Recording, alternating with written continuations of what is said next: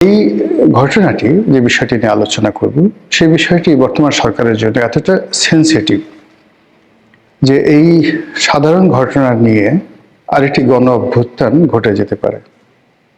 লক্ষ লক্ষ মানুষ রাস্তায় নেমে আসতে পারে এবং মানুষের যে হাজারো চাহিদা, হাজারো বিপদ বিপত্তি, অভাব এবং অভিযোগ, বড় বড় অভাব অভিযোগগুলো রয়েছে, সেই অভাব অভিযোগগুলো একসাথে সাপের বিষ হয়ে এই বর্তমান চলমান সমস্যাটিকে কেন্দ্র করে সরকারের বিরুদ্ধে যদি জনগণ বিক্ষুব্ধ হয়ে ওঠে, পরিস্থিতি কি হবে আমরা এই মুহূর্তে বলতে পারছি না।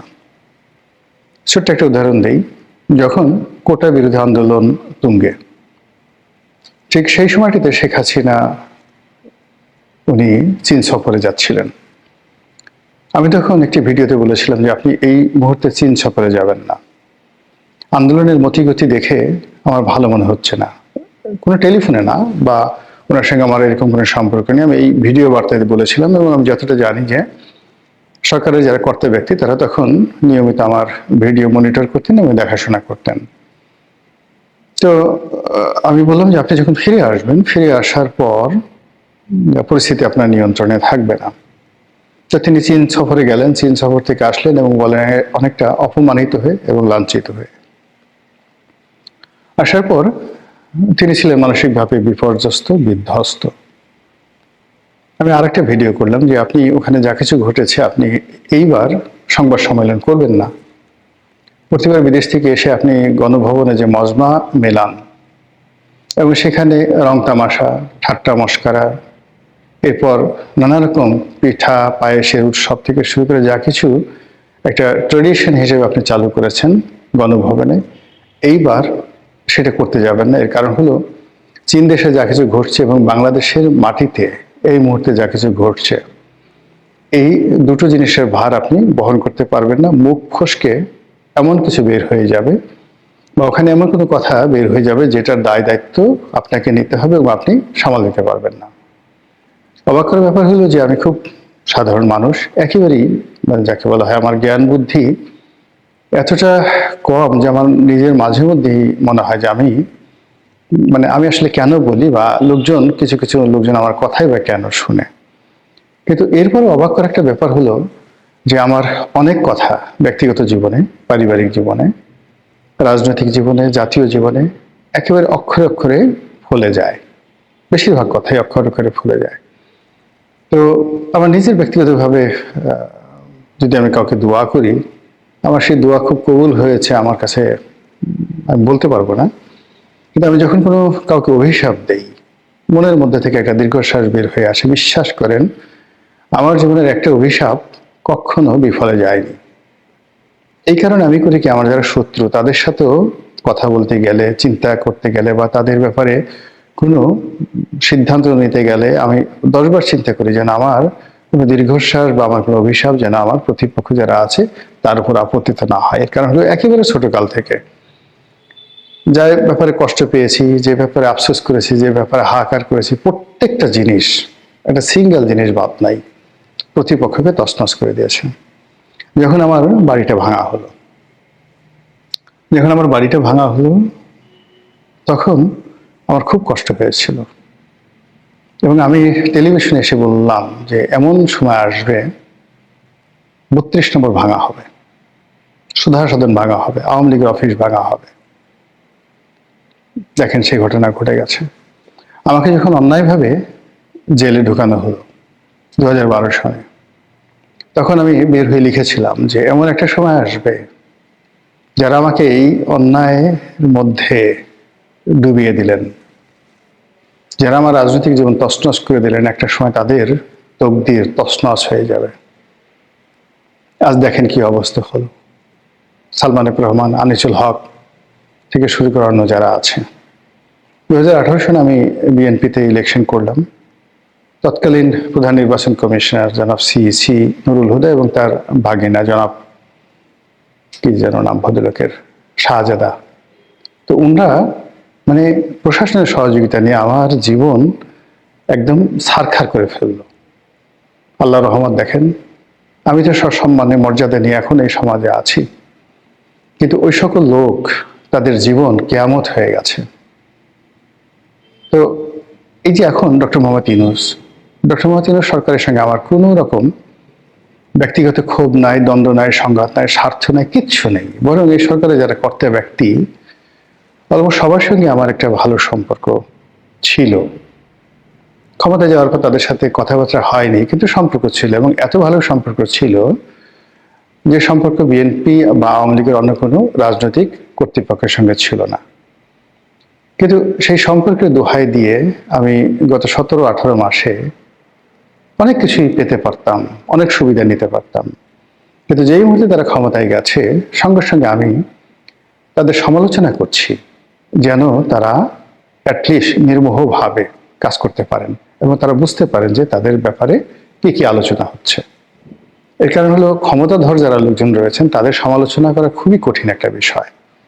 আবার ধরুন এই যে বিএনপির সুসময় যাচ্ছে, তারেক রহমান সাহেব আসছেন, সেখানেও কিন্তু আমি নির্মোহভাবে সমালোচনা করার চেষ্টা করছি যেন তারা দিক নির্দেশনা পান এবং জনগণের যে আওয়াজ, সেই আওয়াজটা তারা শুনতে পারেন। কিন্তু আমি যদি একটা নমিনেশন চাইতাম, ইলেকশন করতে চাইতাম, দলের বড় পদ পদবি চাইতাম, আমার দ্বারা এই কাজ কখনোই সম্ভব হতো না। তো এনিওয়ে, এখন যে কথা বলবো সেই কথাটাও একই, এই কারণে বলা যে বর্তমান যে লক্ষণগুলো এই মুহূর্তে আছে বাংলাদেশে, সেই লক্ষণের প্রেক্ষাপটে যে কোনো দুর্ঘটনা যে কোনো সময় ঘটে যেতে পারে।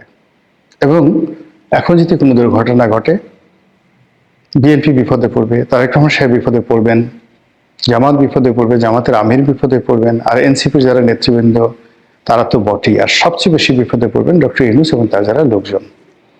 এবং এখানে ওই যে আওয়ামী লীগ জমানার যে বারুদের ঘটনা বলছিলাম, যে ছোট্ট একটা ঘটনা ঘটবে, এটা বারুদের মতো বা স্ফুলিং এর মতো সারা বাংলাদেশে ছড়িয়ে পড়বে। কবে পড়বে আমরা সেটা জানি না।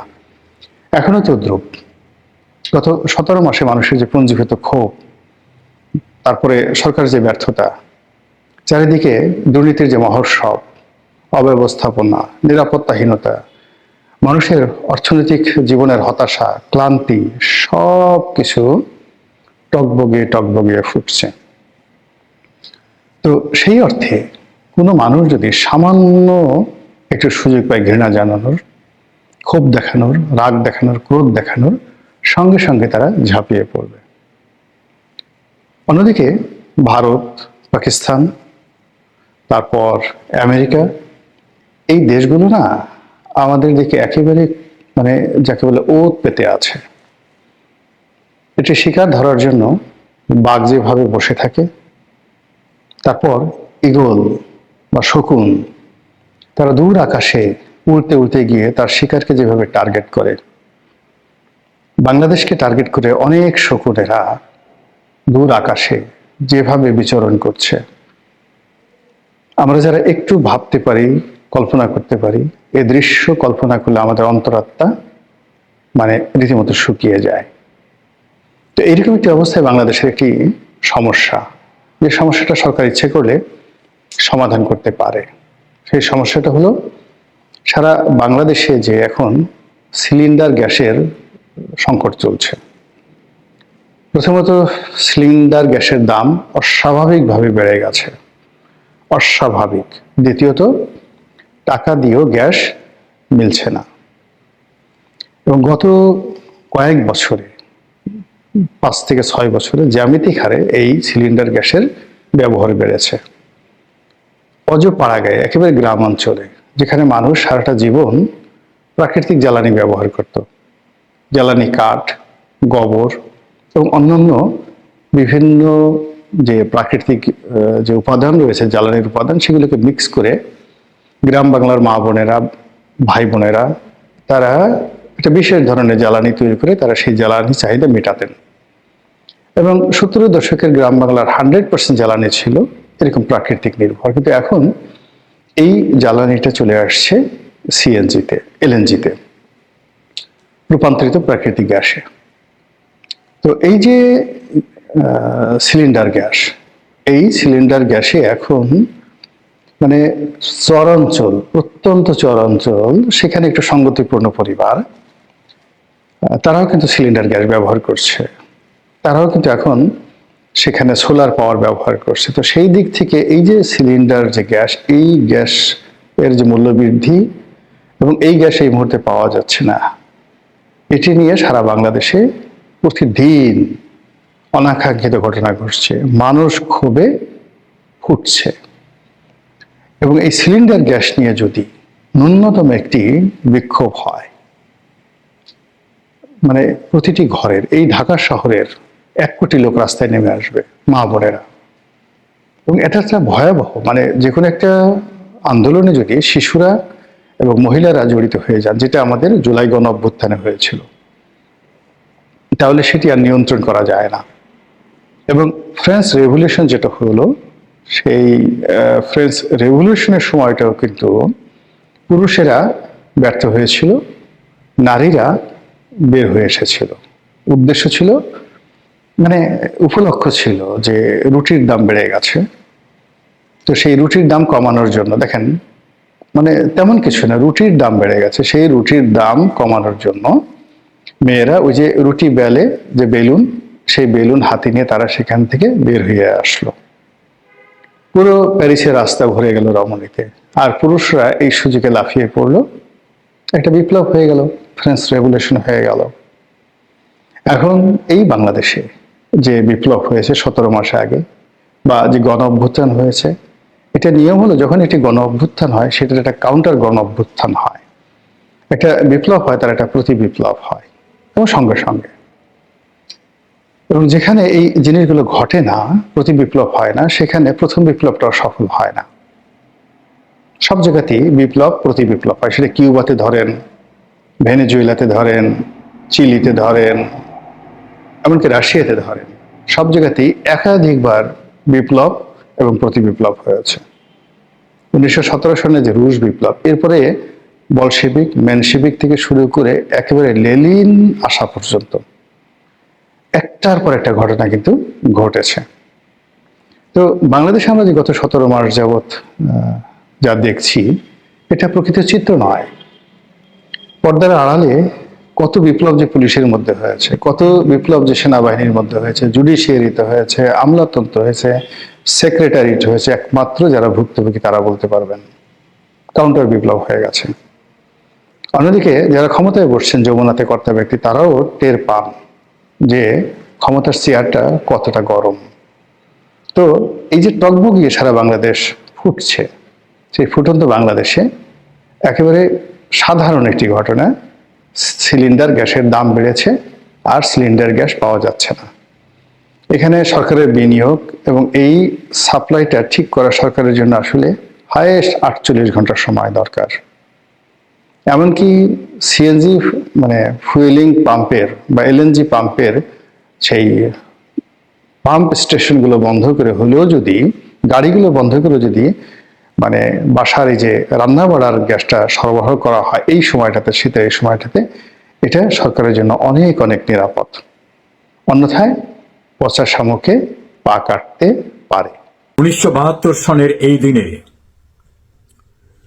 বিজয়ের মহানায়ক বিজয়ী বাংলাদেশে ফিরে এসেছিলেন। লক্ষ জনতা তাকে সম্ভাষণ জানিয়েছিল। পাকিস্তানের কারাগারে তাকে মৃত্যুদণ্ডাদেশ দেওয়া হয়েছিল, কিন্তু বিশ্ব জনমতের চাপে বাংলাদেশ স্বাধীন হয়ে যাওয়া সবকিছু মিলে তারা সেই ফাঁসির রায় কার্যকর করতে পারেনি। বিজয়ের মহানায়ক সেই বীর স্বদেশে প্রত্যাবর্তন করেছিলেন।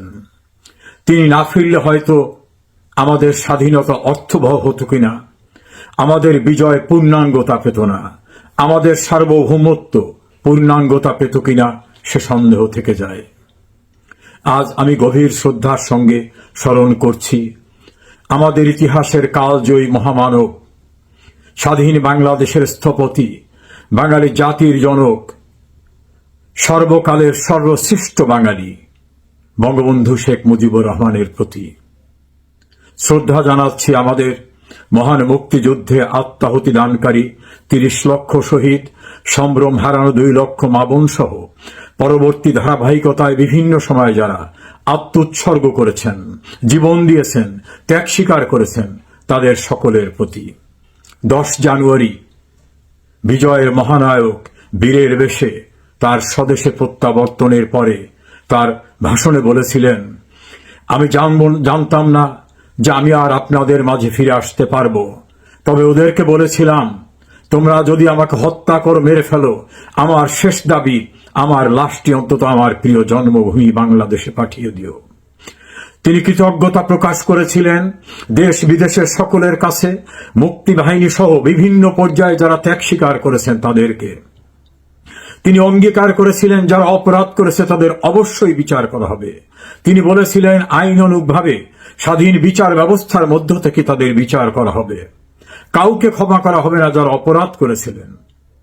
তিনি অঝরে কেঁদে বলেছিলেন, আজ আমার আশা পূর্ণ হয়েছে, আজ বাংলাদেশ স্বাধীন হয়েছে। বঙ্গবন্ধু আমাদের সমকালীন ইতিহাসের শ্রেষ্ঠ সন্তান। বিবিসির জরিপে বঙ্গবন্ধু বাঙালি জাতির সর্বকালের সর্বশ্রেষ্ঠ ব্যক্তি। বঙ্গবন্ধুর ৭ মার্চের ঐতিহাসিক ভাষণ বিশ্বের অন্যতম শ্রেষ্ঠ ভাষণ হিসাবে ইউনেস্কোর রেকর্ডভুক্ত হয়েছে। বঙ্গবন্ধু বাংলাদেশ অবিচ্ছেদ্য। শত চেষ্টা করেও বঙ্গবন্ধুকে বিচ্ছিন্ন কেউ করতে পারবে না। ইতিহাসের কালজয়ী মহামানবকে বাদ দিয়ে ইতিহাস হয় না। বঙ্গবন্ধু ইতিহাসের স্রষ্টা। তিনি ইতিহাস রচনা করেছেন। তিনি বাঙালি জাতিকে পরাধীনতার শৃঙ্খল থেকে মুক্ত করেছেন। তিনি বাঙালি জাতিকে স্বাধীন সার্বভৌম বাংলাদেশ দিয়েছেন, লাল সবুজের পতাকা দিয়েছেন, গোলামীর জিঞ্জির থেকে ছিন্ন করেছেন। তিনি আমাদের সকলের জন্য সমস্ত কালে অনুসরণীয়, অনুকরণীয়। এই মহান নেতার প্রতি আজ 10 জানুয়ারি আমরা গভীর শ্রদ্ধা জানাই। স্বাধীনতার পরাজিত শক্তি, 75-এর যারা হানা দিয়েছিল, 71-এ যারা সফল হতে পারেনি, তারা 2004 সালের 21 আগস্ট চেষ্টা করেছে, বারবার তার হানা দিয়েছে। কিন্তু ইতিহাস বলে বিজয়ীরা কখনো নিঃশেষ হয় না। পরাজিতরা বারবার হামলা করবে। বিপ্লবের পরে প্রতি বিপ্লব আসবে, কিন্তু সবকিছু মোকাবেলা করে বিজয়ীরাই টিকে থাকবে। বঙ্গবন্ধু আমাদের কাছে একজন ব্যক্তি নন, তিনি একটি আদর্শ, তিনি একটি বিশ্বাস, তিনি একটি অনুভূতি, তিনি একটি দর্শন, তিনি আমাদের চলার পথে, এগিয়ে যাওয়ার পাথেও।